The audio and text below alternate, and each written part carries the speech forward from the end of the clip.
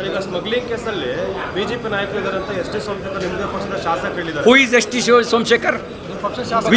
Which party he is?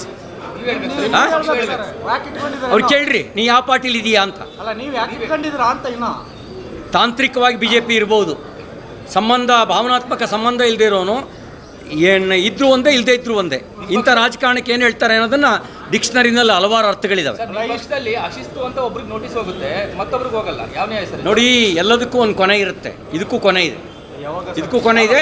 ಅವ್ರು ಏನು ಹೇಳ್ತಾ ಇದ್ದಾರೆ, ಎಸ್ ಟಿ ಸೋಮಶೇಖರ್ ತಾಕತ್ತಿದ್ರೆ ಹೆಸರು ಹೇಳಿ, ಯಾರ ಹೆಸರು ಯಾರಿದ್ದಾರೆ ಅಂತೇಳಿ.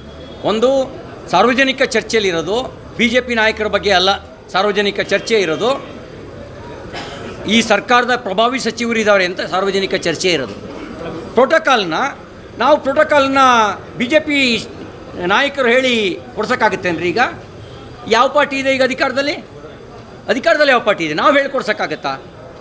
ಕೊಡಿಸಿರೋದು ಯಾರು ಅನ್ನೋ ತನಿಖೆ ನಂತರ ಗೊತ್ತಾಗುತ್ತೆ. ನಂದು ಒಂದೇ ಕಳಕಳಿ ಏನು ಅಂದರೆ, ಐ ಎಮ್ ಎ ಹಗರಣದ ಥರ ಇದು ಹಳ್ಳ ಹಿಡಿಬಾರ್ದು, ಸಮಗ್ರ ತನಿಖೆ ಆಗಬೇಕು. ಬಿಟ್ಕಾಯಿನ್ ಥರ ಹಳ್ಳ ಹಿಡಿಬಾರ್ದು, ಸಮಗ್ರ ತನಿಖೆ ಆಗಬೇಕು. ಇವೆಲ್ಲ ಕೆಲವೆಲ್ಲ ಏನಾಗ್ತವೆ, ಭಾಳ ಮುಂಚೆ ಸೌಂಡ್ ಮಾಡ್ತವೆ, ಆಮೇಲೆ ಸೌಂಡ್ಲೆಸ್ ಆಗಿಬಿಡ್ತವೆ. ಹಾಗಾಗಿ ಇದು ಬರೀ ಸೌಂಡ್ ಮಾಡಿ ಹೋಗಬಾರ್ದು. ತಮಾಷೆ ಮಾತಲ್ರಿ, 15 kg ಚಿನ್ನನ ತಗೊಂಡು ಬರೋದು, ಪ್ರೋಟೋಕಾಲಲ್ಲಿ ಕರ್ಕೊಂಬರೋದು ಅಂತ ಹೇಳಿದ್ರೆ ಈ ಕಳ್ಳರದೇ ರಾಜ್ಯ ಆದಂಗೆ ಆಯ್ತಿದು. ಸಂಪನ್ನರಿಗೆ ಎಲ್ಲಿ ಬೆಲೆ ಇದೆ? ನ್ಯಾಯವಾಗಿ ಪ್ರಾಮಾಣಿಕವಾಗಿ ವ್ಯವಹಾರ ಮಾಡೋನಿಗೇನು ಗೌರವ ಇದೆ? ಈ ಕಳ್ಳರದೇ ರಾಜ್ಯ ಆಗುತ್ತೆ. ಹಾಗಾಗಿ ಎಸ್ ಟಿ ಸೋಮಶೇಖರ್, ನಿಮ್ಮನ್ನು ಗೆಲ್ಲಿಸಿರೋದು ಬಿ ಜೆ ಪಿಯ ಕಾರ್ಯಕರ್ತರು, ಬಿ ಜೆ ಪಿಯ ಮತದಾರರು. ನಿಮಗೆ ಬಿ ಜೆ ಪಿ ವಿರುದ್ಧ ಮಾತಾಡಬೇಕು ಅಂತಿದ್ರೆ ನಿಮಗೆ ಸ್ವತಂತ್ರ ಇದೆ. ಪಕ್ಷಕ್ಕೆ ರಾಜೀನಾಮೆ ಕೊಟ್ಟು ರಾಜಮಾರ್ಗನ ತಳಿರಿ. ಅದು ಬಿಟ್ಟು ಈ ರೀತಿ ಅಡ್ಡಗೋಡೆ ಮೇಲೆ ದೀಪ ಇಟ್ಟಂಗೆ ಯಾಕೆ ಮಾತಾಡ್ತೀನಿ? ಅಲ್ಲ, ನೀವು ಹೊರಗೆ ಹಾಕಲ್ವಾ ಅಂತ ಸರ್ ಪಕ್ಷದಿಂದ?